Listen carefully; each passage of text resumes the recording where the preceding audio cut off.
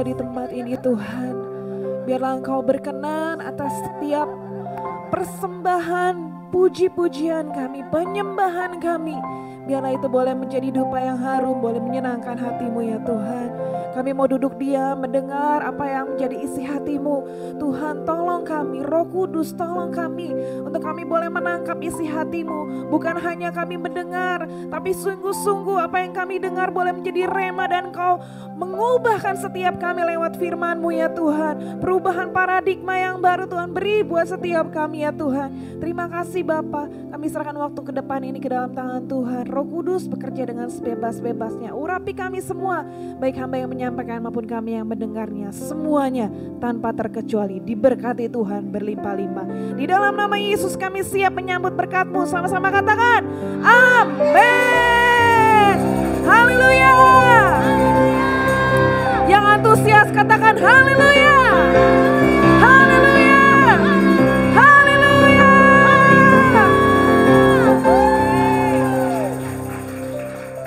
Silakan duduk semuanya. Jemaat ibadah 5 yang sangat bergairah, on fire buat Tuhan. Haleluya.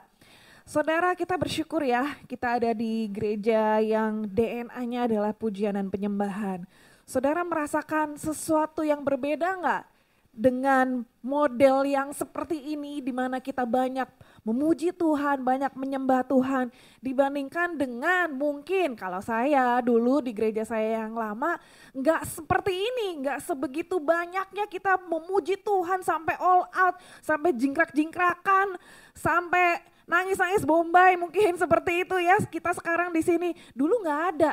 Saya sih dulu begitu saudara, enggak tahu kalian gimana saudara. Dulu sama ya. Oh kalau gitu kita tos dulu lah sama kita. Ya sama ya. Oh ternyata sama nasibnya, nggak cuma saya tok yang kayak begitu ya. Kita ngalamin, saya pribadi ngalamin banget betapa waktu ada di gereja yang seperti ini, di lingkungan atmosfer hadirat Tuhan yang begitu kuat ini. Dulu saya ingat waktu mulai awal-awal pertama kali mulai gabung di gereja ini, dulu kita namanya masih Betani. Dulu saya masih youth saudara. Pertama awal-awal umur berapa ya dulu? Pertama kali 17. Wah udah berapa tahun yang lalu tuh. Ya, waktu saya pertama kali gabung di Betani dulu namanya, masih di Wisma Karsa Pemuda, saya tuh rumah di Bekasi. Dari Bekasi setiap hari Sabtu ikutan youth di Wisma Karsa Pemuda. Hari Minggu balik lagi ke gereja lama. Jadi saya jajan tanda kutip, jajannya itu hari Sabtu ke Wisma Karsa Pemuda. Wah di situ di youth itu dimuridkan, ngalamin satu perubahan dari segi pujian penyembahan. Wah di situ beda banget. Tapi hari Minggunya balik lagi yang buka buku pujian penyembahannya, aduh padahal udah pengen jingkrakan nih, tapi gak ada yang jingkrak ya, gue beda sendiri ntar ya kan. Jadinya kalau jingkrak-jingkrakan itu di hari Sabtu, kalau hari Minggu alim lagi. Muji Tuhan ya maksudnya caranya gitu ya. Nah ternyata perubahan yang seperti itu waktu saya mulai gabung di gereja ini saudara, itu tuh berdampak banget, lama-lama saya kok gak betah ya di hari Minggu yang begitu. Ini bukan lagi ngomongin gereja saudara, tapi saya lagi mau nunjukin betapa kalau kita ini pujian penyembahannya kita all out seperti ini, di situ ada satu kuasa yang dahsyat yang mengubahkan. Bahkan belum nyampe di gereja nih, kalau sampai telat, kan jauh saudara ya dari Bekasi, kadang macet, masih naik bus, masih naik jalan kaki lagi, masih ngompreng lagi, wah itu naiknya berapa kali saudara. Kadang-kadang kalau udah mulai ada rada telat nih, udah kedengeran dari dalam gedung ada pujian penyembahan, udah mulai nyanyi, udah mulai nyembah Tuhan, saya masih ada di parkiran, itu di parkiran pun udah rasanya hadirat Tuhan tuh udah berasa. Rasanya di parkiran aja udah ada satu magnet yang kayaknya narik, pengen cepet-cepet bikin, aduh aku pengen cepet nyampe di sana, aduh kenapa sih tadi pakai macet segala gitu ya, pengennya cepet-cepet nyampe ada di situ. Waktu di situ, wah Tuhan tuh lawat luar biasa. Ada nggak yang ngalamin seperti itu? Baru keluar dari lift nih, mungkin di gedung ini, baru belum nyampe ke lift. Kadang kan baru nyampe lantai 9, 10, 11 itu udah mulai denger nih kalau telat. Udah mulai kedengeran kan, ya kan? Oh ini pada nggak ada yang telat, jadi nggak tahu. Iya bagus, puji Tuhan. Makanya kalau datang gereja tuh jangan pakai telat saudara ya. Usahakan on time pas kita udah mulai. Waktu datang di sini belum mulai, duduk manis berdoa, siapin hati. Jangan ngobrol kiri kanan, ngengong. Siapin hati untuk waktu kita masuk sungguh-sungguh dalam hadirat Tuhan, hatinya udah siap. Ya, nah ada kesaksian kemarin siapa ya? DJ kalau nggak salah yang kesaksian ya. Dari anak kul, teman-teman yang di kul ya. Ngalamin bahwa saya percaya bukan 1-2 orang yang ngalamin seperti itu. Tapi banyak di antara kita juga yang mengalami bahwa kuasa pujian penyembahan dari dalam ruangan ini itu terasa mulai dari luar pun udah terasa. Amin. Waktu lagi naik lift denger sayup-sayup keluar dari pintu lift, aduh rasanya kepengennya cepet-cepet masuk ke dalam. Karena ada satu kekuatan, ada satu kegairahan untuk mengejar Tuhan lebih lagi di dalam pujian dan penyembahan. Amin. Nah hari-hari ini Tuhan itu lagi mau pakai kita, gerejanya khususnya lewat pujian penyembahan. Itu Tuhan sedang kerjakan satu gelombang yang namanya tsunami of worship. Katakan sama-sama tsunami of worship. Ada satu gelombang yang besar, gelombang penyembahan yang dahsyat yang Tuhan lagi kerjakan hari-hari ini. Dan saya rindukan setelah hari ini kita lebih mengerti lagi dan kita mau ambil bagian terlibat di dalamnya. Bukan hanya menjadi penonton tsunami of worship, tetapi kita menjadi alat-alatnya Tuhan yang Tuhan pakai ada di dalam gelombang itu. Kalau yang namanya tsunami itu cuma 2 pilihannya. Jadi korbannya yang kena sapu ya, atau jadi 3. Jadi korban yang kena sapu, jadi penonton beritanya ya kan, dan jadi gelombangnya. Kita lagi ngomong tsunami of worship dalam arti tsunami di sini adalah in the positive way ya. Maksudnya dalam artian yang positif. Kita mau jadi ikut di dalam gelombangnya itu, atau jadi yang kena sapu, atau cuma jadi penonton tok. Berapa banyak yang mau jadi penonton beritanya doang? Ada yang mau jadi penonton doang? Kan biar aman, jauh dari gelombang, jauh dari yang sapu, kita jadi penonton doang. Tapi saya percaya di tempat ini gak ada yang mau jadi penonton tok. Berapa banyak yang mau kena sapu? Kotoran-kotorannya disapu. Tapi saya percaya kita semua yang ada di sini mau ambil bagian. Masuk kita yang ada di dalam gelombang itu. Kita yang Tuhan pakai untuk menjadi bagian di dalam tsunami of worship. Katakan amin. Katakan sekali lagi, tsunami of worship. Ini dahsyat loh, kata-kata ini tuh dahsyat banget. Nah kita mesti ngerti dulu sekarang konsepnya gini. Kenapa Tuhan lagi ngomong hari-hari ini mengenai tsunami of worship? Sebetulnya bukan baru hari-hari ini sih. Tapi ini tuh nubuatan udah dari tahun 2012 saudara. Cuman ini Tuhan baru ingatkan lagi buat setiap kita, ini harinya, momentumnya yang paling pas ini kejadiannya ini ya sekarang ini, hari-hari ini. Ya, nah kita mesti ngerti dulu mengenai tsunami of worship ini, kita mesti ngerti dulu betapa dahsyatnya kuasa dari pujian dan penyembahan dulu. Ya, Mazmur 22 ayat yang keempat dikatakan, padahal engkaulah yang kudus, yang bersemayam di atas puji-pujian orang Israel. Engkau Tuhan adalah yang kudus yang bersemayam di atas puji-pujian orang Israel. Berapa banyak orang Indonesia di sini? Orang Indonesia? Oke, orang Indonesia kan? Orang Israel ada? Orang Israel? Shalom Aleichem. Orang Israel ada?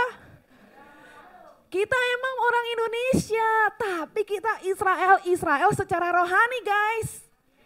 Amin.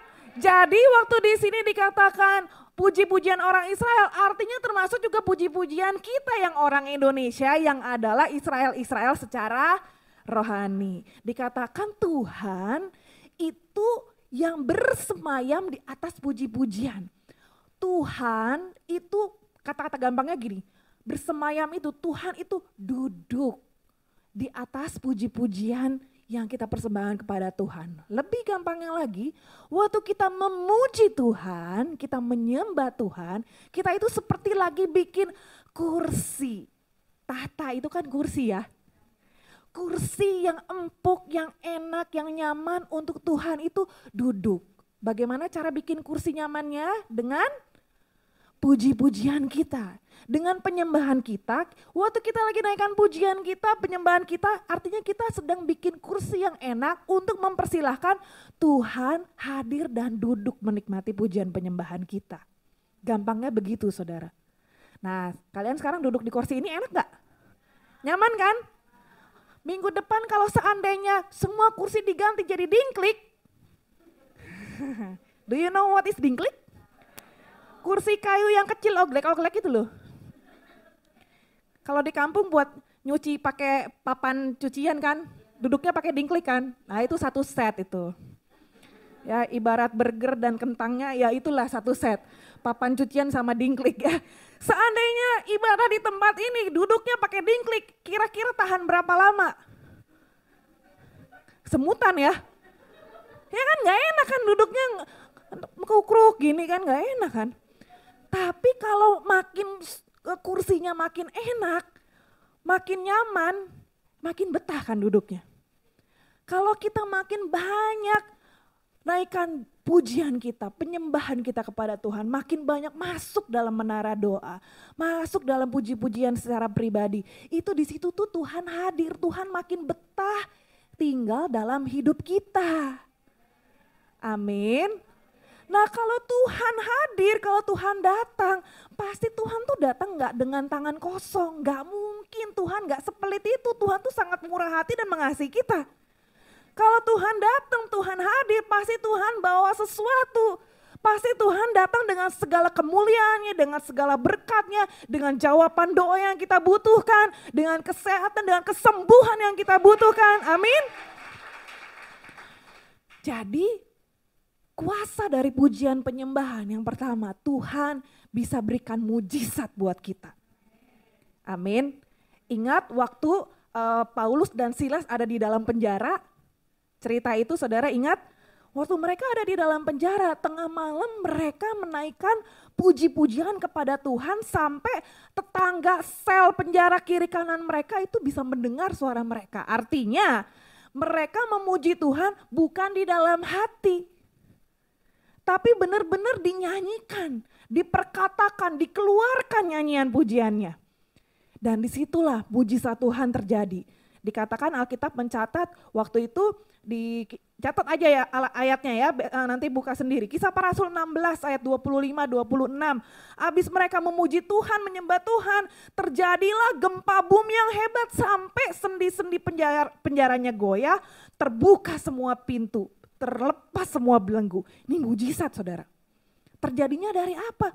Bukan pakai kunci apa-apa, enggak. Kuncinya adalah pujian penyembahan. Waktu pujian penyembahan dinaikkan, mujizat Tuhan terjadi. Pintu yang tertutup, Tuhan sanggup buka. Jalan keluar yang rasanya buntu, masuk dalam pujian penyembahan. Amin. Waktu kita dalam keadaan happy, kita dalam keadaan senang, mungkin kita gampang memuji seseorang, ya kan?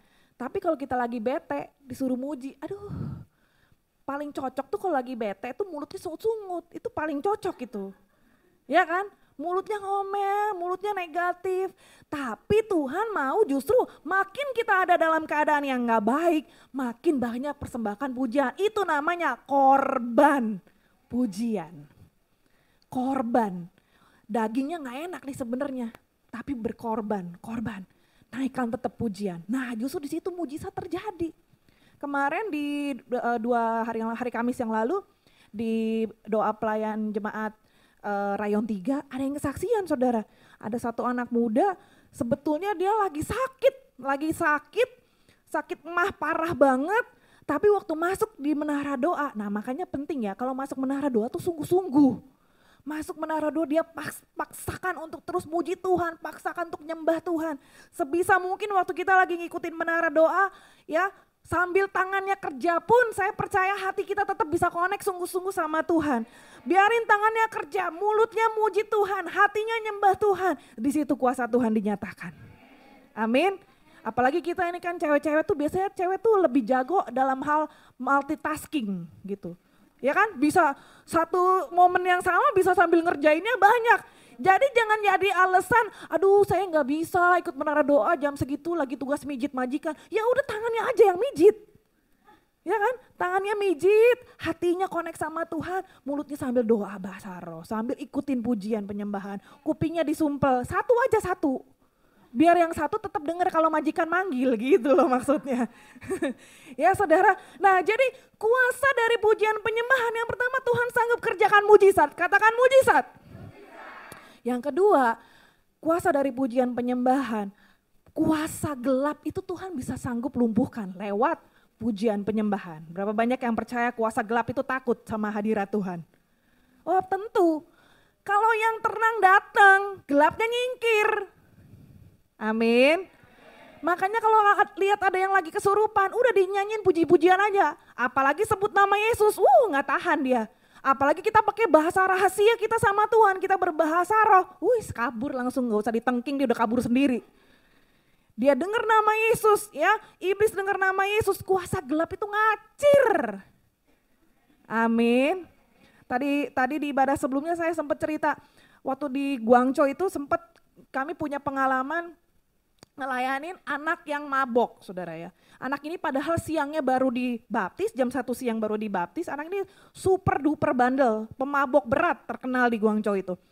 Jam 1 siang, jam 10 ikut ibadah, tiba-tiba datang ikut ibadah, kita sukacita, wah puji Tuhan ini jawaban doa kita nih selama ini doa keliling, muterin asramanya anak-anak sekolah, puji Tuhan tiba-tiba datang. Itu datangnya beneran niat banget saudara, karena kita tuh gereja ibadahnya lantai 8 tanpa lift.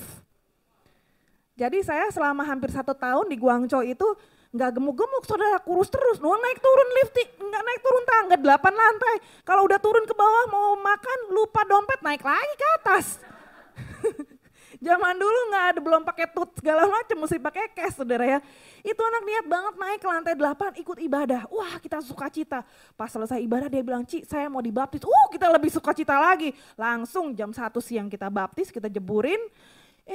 Malamnya ditelepon sama teman-teman. Ci tolong Ci. Ini anak yang tadi siang dibaptis. Sekarang ada di satu tempat ini. Tempat memang biasa tempat mangkalnya mereka minum gitu ya. Lagi mabok lagi dia saudara. Ya ampun deh, akhirnya saya datang ke situ, ternyata maboknya nggak cuma sendiri, maboknya berdua. Yang satu aktivis gereja. Aktivis ini ceritanya hatinya sih baik. Dia mikirnya gini loh, ini yang mabok namanya Edi, nggak kenal kan, nggak apa-apa lah gua sebut. Masuk YouTube juga dia nggak denger lah palingan gitu. Si Edi ini dia punya 3 botol nih minuman alkohol.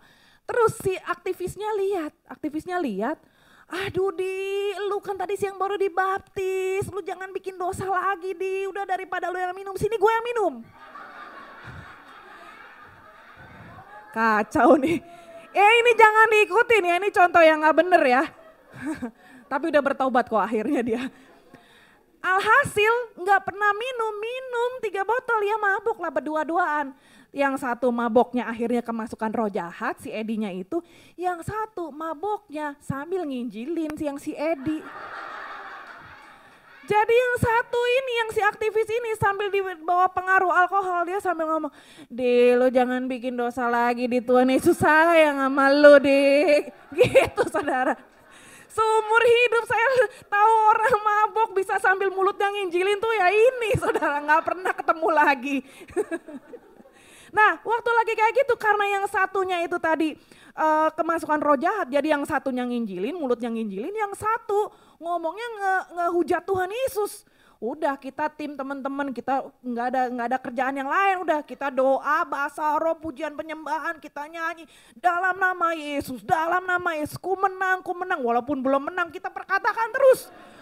Sampai sungguhan menang itu si Edi waktu denger kita sebutin nama Yesus. Kalau kita sebutin nama Yesus, kalau kita berbahasa roh, dia udah kelojotan nggak tahu gimana deh gitu ya. Stop, berhenti, diam. Wah nggak tahan dia saudara, karena kita pakai bahasa rahasia. Nah, bahasa rahasianya bahasa roh itu saudara ya, makanya kita perlu dipenuhi oleh Roh Kudus. Waktu kita penuh oleh Roh Kudus, pujian penyembahan kita tuh udah gak sama lagi. Pujian penyembahan kita itu berkuasa, dahsyat. Iblis itu gak tahan. Ya akhirnya cuman beresnya apa? Beresnya pakai pujian penyembahan. Amin. Jadi jangan sampai ada lagi nih anak-anak Tuhan masih takut setan, takut iblis, takut gelap, takut ke WC sendiri gitu ya. Takut tempat yang gelap-gelap, takut lewat kuburan. Ada yang takut lewat kuburan? Di kuburan itu isinya orang mati gak bisa ngapa-ngapain kamu. Yang bisa ngapa-ngapain orang hidup guys. Jadi harus lebih takut sama orang yang masih hidup daripada sama yang udah mati. Jadi jangan ada lagi yang takut, aduh gimana ya bawa bawang putih gitu. Biar jangan dikuntilin gitu ya. Kita ini anak Tuhan, kita ini roh yang ada di dalam kita lebih besar dari yang di dalam dunia. Amin. Nah makanya intim sama Tuhan masuk banyak doa, pujian, penyembahan. Supaya terbiasa dengan itu banyak masuk menara doa, itu tempat latihannya. Ya. Nah, itu tadi kuasa yang kedua. Kuasa yang ketiga dari pujian penyembahan, di dalam peperangan kita secara rohani, itu Tuhan yang berperang ganti kita. Makanya kalau lagi doa peperangan, kalian kan sering ya lakukan doa peperangan. Waktu lagi doa peperangan kalian ngapain yang dikerjain? Pujian penyembahan, ya kan? Kita ini mengalahkan iblis, mengalahkan musuh dengan doa pujian dan penyembahan. Pada saat kita naikkan doa pujian penyembahan seperti di Alkitab itu Yosafat. Perang tapi gak pakai senjata, perangnya pakai pujian penyembahan. Kalau dipikir pakai otak ini mah gak masuk akal, orang perang kok pakai pujian penyembahan. Tapi justru di situ Tuhan menyatakan Allah yang berperang ganti mereka. Waktu muterin tembok Yeriko juga gak pakai palu, gak pakai segala macam yang alat-alat secara fisik, tapi pakai sorak-sorai, pakai pujian, pakai penyembahan. Di situ kita bisa melihat sungguh di dalam pujian penyembahan itu ada kuasa Tuhan yang dahsyat. Amin. Dan yang keempat, pujian penyembahan itu, kuasa pujian penyembahan itu akan menarik jiwa-jiwa datang kepada Tuhan. Amin. Jiwa-jiwa akan datang kepada Tuhan saat kita meninggikan Tuhan. Catat aja ayatnya, Mazmur 40 ayat yang keempat. Dia memberikan nyanyian baru dalam mulut kita untuk memuji Allah kita. Setelah kita ditaruh nyanyian yang baru dalam mulut kita untuk memuji Allah kita, akhirnya banyak orang akan melihat dan menjadi takut lalu percaya kepada Tuhan. Ini restorasi Pondok Daud. Waktu pujian dan penyembahan direstorasi, jiwa-jiwa itu akan datang kepada Tuhan. Amin. Kita harus tangkap sungguh-sungguh ini. Kalau kita ngerti kuasa pujian penyembahan yang begitu dahsyat, di situ kita akan lebih mengerti apa hubungannya dengan tsunami of worship. Kalau kita udah ngerti, ternyata pujian penyembahan itu sedahsyat itu. Kalau mau diurut, dijabarin lagi masih banyak, lebih banyak lagi kesaksian mengenai pujian penyembahan juga banyak segambreng itu saudara. Gak akan habis-habis nanti, tapi kita harus cepet nih ya. Nah, kalau kita ngerti kuasanya sebegitu dahsyatnya, dihubungkan dengan tsunami of worship.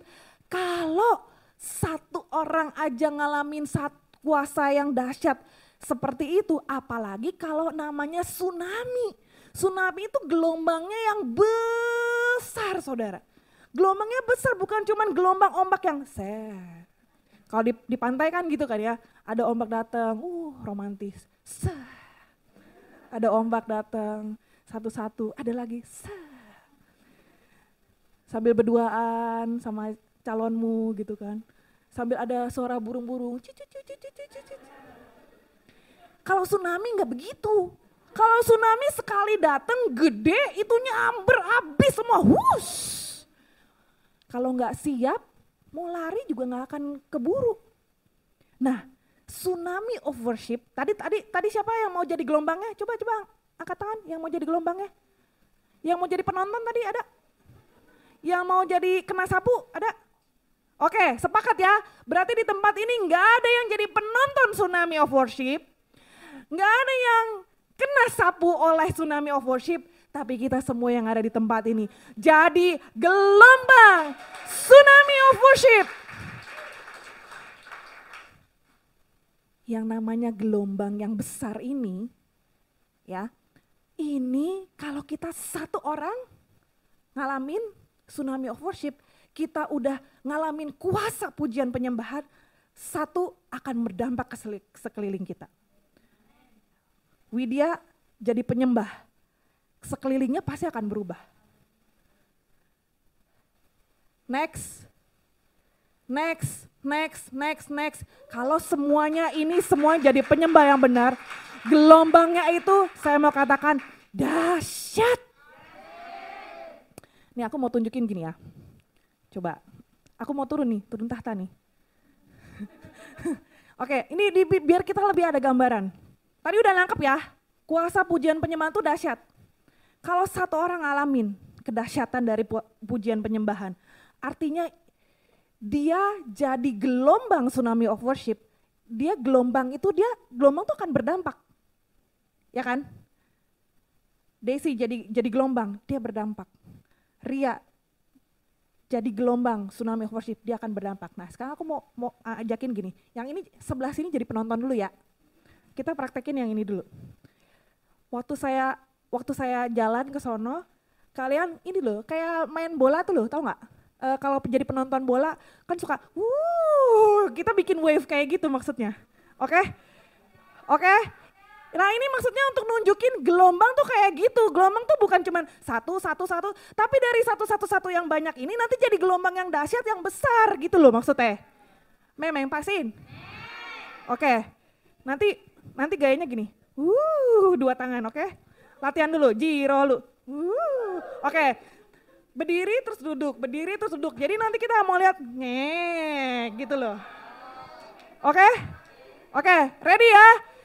Nih loh, gelombang tsunami of worship tuh kayak gini. Kalau sukses bergeraknya ya. Semoga sukses. Soalnya ini tadi pagi belum nyobain nih, saya baru nyobain di sini nih. Oke? Perkataan sama-sama, ini namanya gelombang tsunami of worship.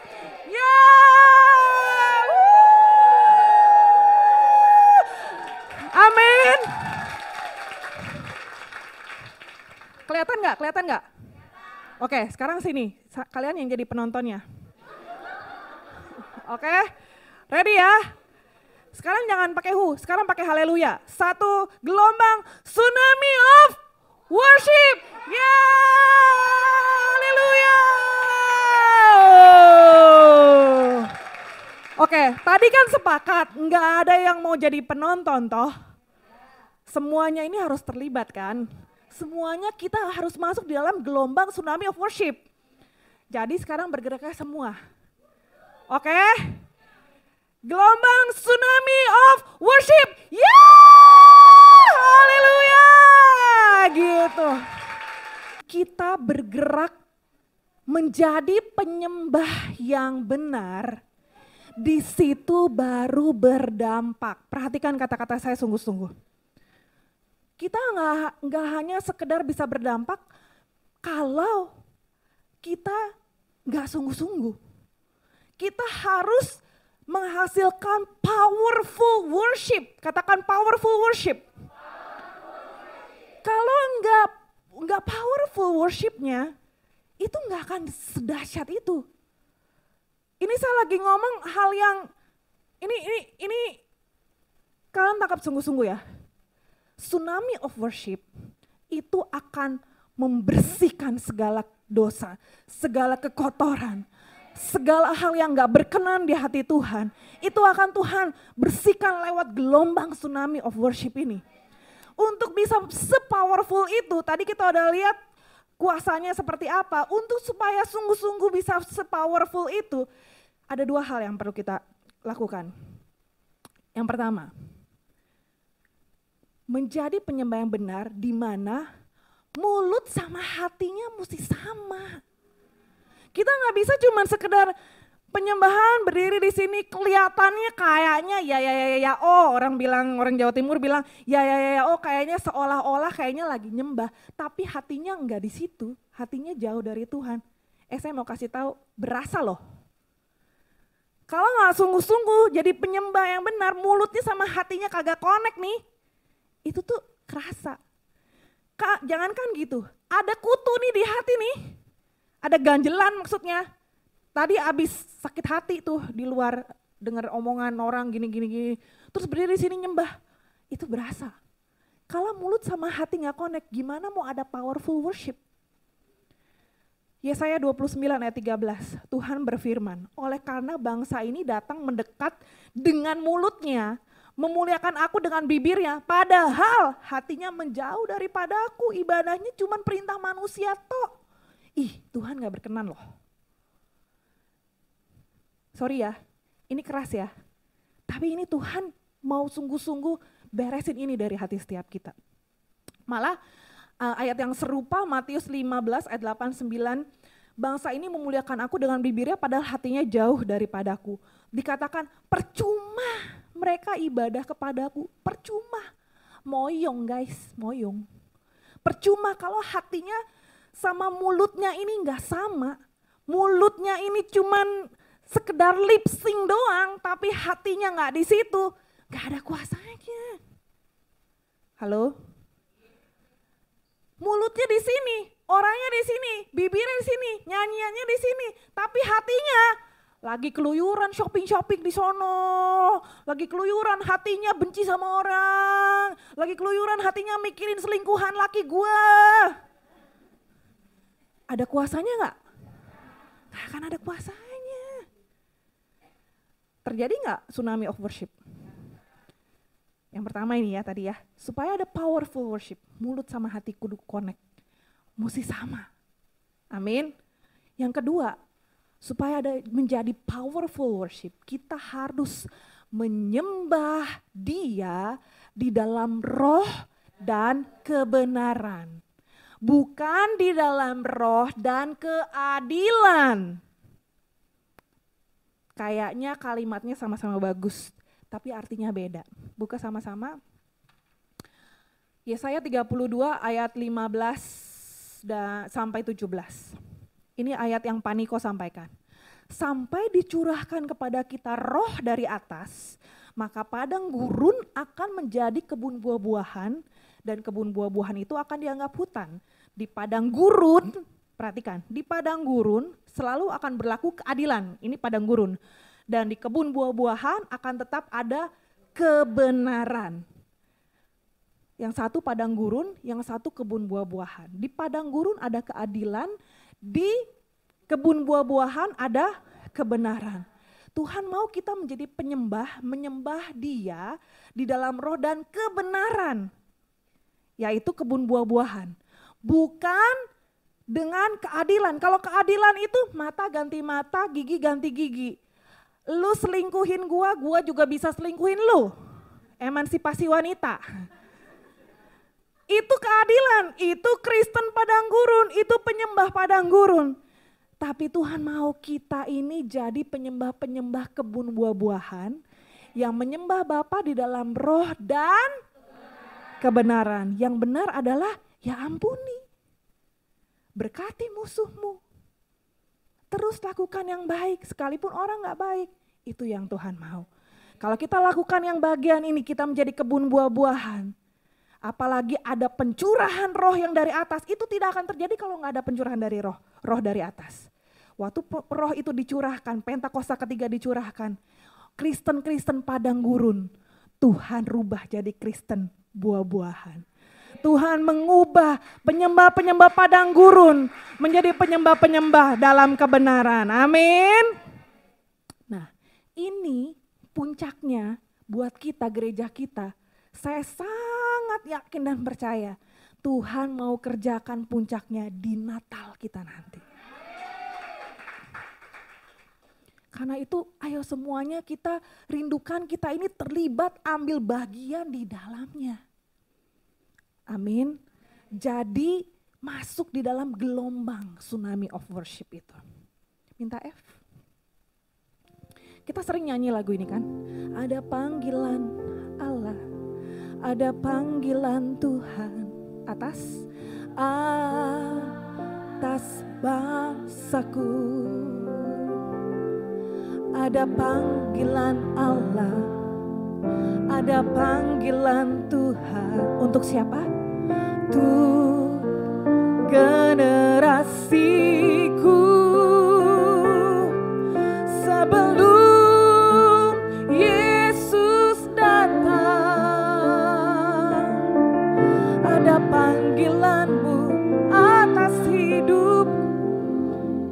beberapa waktu terakhir ini tiap kali saya nyanyiin lagu ini pasti gak tahan. Waktu dibilang ada panggilan Allah, ada panggilan Tuhan atas bangsaku. Kita bersyukur kita jadi bangsa Indonesia di mana Tuhan pakai Indonesia untuk menjadi kegerakan awal muasalnya Pentakosta ketiga. Kok Tuhan pilihnya Indonesia itu loh, yang di peta cuma saupit itu loh. Tapi Tuhan pilih bangsa kita. Dikatakan ada panggilan Allah, ada panggilan Tuhan buat generasi kita. Sebelum Yesus datang, saya sangat yakin dan percaya generasi kita ini adalah generasi terakhir yang akan sungguh-sungguh menyaksikan kedatangan Tuhan Yesus yang kedua kali. Karena itu ayo kita mau sungguh-sungguh. Ini generasinya, ini waktunya. Kenapa? Udah sering kali bertahun-tahun, puluhan tahun bahkan dibilang Tuhan segera datang, tapi Tuhan gak datang-datang. Dan dari dulu sekarang kayaknya kok biasa-biasa, tapi kita lihat hari-hari ini Tuhan bergerak enggak dengan cara yang biasa. Tuhan bergerak dengan cara yang sangat luar biasa dengan pencurahan Roh Kudusnya. Tuhan mau pakai setiap kita, khususnya kita orang Indonesia, kita generasi ini sekarang. Amin. Kalau kita menyadari akan hal ini, ayo kita mau terlibat dan bilang sama Tuhan, ini aku Tuhan, utuslah aku sampai generasiku diselamatkan. Ya ini aku Tuhan, ini aku Tuhan, utuslah aku sampai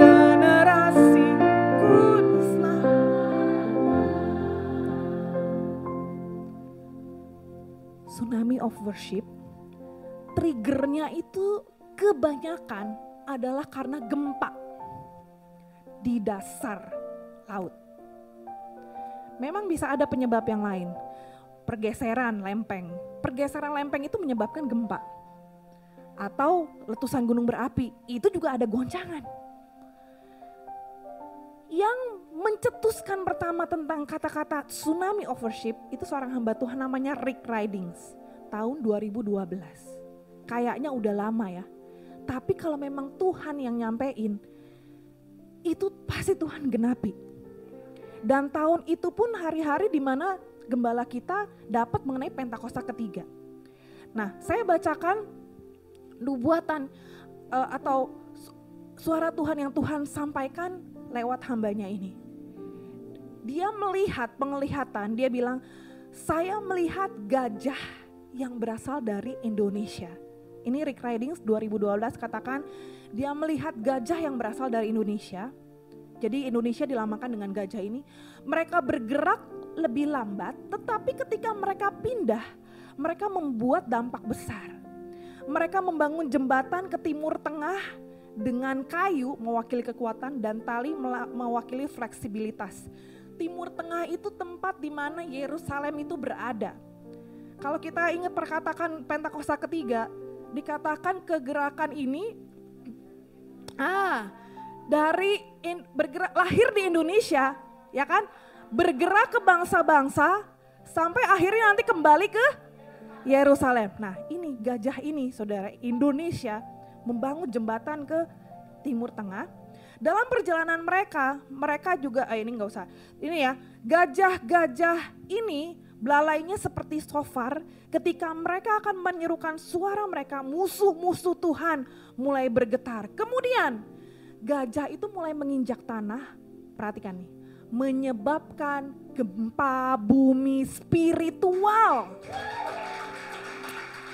Waktu gajah ini yang dilihat Indonesia, gajah ini melambangkan Indonesia, gajah ini mulai menginjakan tanahnya, terjadi gempa bumi spiritual dan pembukaan tanah yang keras di Timur Tengah. Ketika mereka melanjutkan perjalanan mereka ke Yerusalem, gajah-gajah membawa sejumlah besar dupa dan rempah-rempah untuk ibadah di Yerusalem, which is dupa, rempah-rempah. Indonesia itu sangat kaya akan rempah-rempah. Ini cocok banget. Ini bukan ngomong secara rempah-rempah secara fisik aja, tapi rempah-rempah di sini berbicara mengenai doa, pujian, penyembahan. Ini sedang bergerak. dari Indonesia. Gempa bumi spiritual itu adalah pencurahan Roh Kudus. Pentakosta ketiga. Waktu itu udah dicurahkan, roh itu dicurahkan. Dari dasar lautan ini, gempa ini mulai terjadi. Itu gelombang seperti yang tadi kita praktek. Gelombang tsunami of worship itu dahsyat. Amin. Bukan satu kebetulan lagi. Ini perhatikan ya, ini apa yang saya sampaikan hari ini semuanya ini yang sedang kita alami hari-hari ini. Dan Tuhan, perkenanan Tuhan buat gereja kita tuh luar biasa. Bukan satu kebetulan, nanti di Natal nanti memang tema besarnya tadi udah dicantumkan, berserulah kepadaku. Yeremia 33 ayat 3, tapi gembala kita di tempat ini mendapatkan ayat berikutnya ayat 22. Coba tolong dikeluarkan, Yeremia 33 ayat 22. Seperti tentara langit tidak terbilang dan seperti pasir laut tidak tertakar, demikianlah aku akan membuat banyak keturunan hambaku Daud dan orang-orang Lewi yang melayani aku. Yang saya tangkap adalah begini. Nanti momen Natal ini nih, siapkan diri sungguh-sungguh. Tuhan mau pakai setiap kita untuk jadi penuai-penuai Tuhan. Penuai-penuai jiwa. Kita masuk di dalam gelombang tsunami of worship itu untuk membawa jiwa-jiwa datang kepada Tuhan melalui acara Natal ini. Di acara Natal ini orang-orang yang belum tahu Yesus, mereka akan berseru kepada nama Yesus. Mereka akan diselamatkan. Orang-orang Kristen padang gurun, Tuhan akan kirim, Tuhan akan ubah mereka menjadi Kristen buah-buahan, kebun buah-buahan. Amin. Dan setelah itu Tuhan akan pakai mereka yang Tuhan kirimkan seperti tentara langit yang tidak terbilang ini tadi. Membuat mereka bukan lagi menjadi penonton tsunami of worship yang akan kita tampilkan, yang akan kita tunjukkan betapa powerfulnya pujian penyembahan kita. Tapi mereka akan menjadi bagian dari tsunami of worship. Amin. Saudara tangkap ini. Terakhir. 2018. Kembali hambanya Rick Ridings. Saya bacakan di sini ya. Perhatikan baik-baik. Mereka yang mau menerima kata nubuatan ini akan dipanggil masuk rencana akhir zaman Tuhan yang lain, yaitu kebangkitan Laskar Muda, anak-anak Kristus. Jangan pakai kirbat anggur pelayanan kaum muda yang lama. Model pelayanan baru akan dimuati dengan penyembahan, doa syafaat dan penginjilan dengan kedalaman dan intensitas yang akan banyak mengherankan banyak orang, yang akan dibawa memasuki penuaian yang sangat besar. Perhatikan ini, sewaktu rohnya dicurahkan kepada generasi ini, sekarang nih kita ini, Tuhan akan melakukannya dengan sangat cepat dan kuat. Tsunami kalau datang tuh enggak pelan-pelan. Tsunami itu gelombangnya kalau datang dia akan cepat menyapu. Dan inilah kegerakan Tuhan waktu rohnya dicurahkan. Tuhan akan membiarkan kaum muda untuk mengalami proses-proses terobosan dan pengudusan yang lebih kuat lagi seperti yang belum pernah terjadi. Siapkan dirimu. Jangan jadi penonton, jangan sampai kena sapu, tapi kita ada di dalam gelombang tsunami of worship. Amin. Yang mau angkat tangan kita sambil bangkit berdiri katakan, ini aku Tuhan, utuslah aku sampai generasiku diselamatkan. Ini aku Tuhan, utuslah aku sampai generasiku diselamatkan. Ini aku, ya Tuhan, pakai kami Tuhan, utuslah aku sampai generasiku diselamatkan.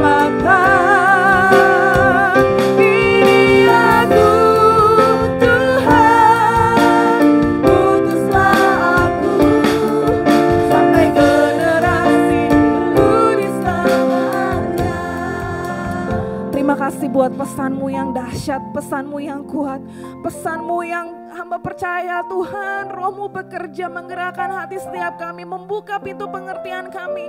Biar kami boleh menjadi ambil bagian di dalam tsunami of worship. Jadikan kami penyembah-penyembah-Mu ya Tuhan. Ada di dalam gelombang ini kami mau terlibat. Pakai kami Tuhan, ini kami. Pakai kami menjadi penuai-penuai-Mu ya Tuhan. Terima kasih Tuhan, terima kasih.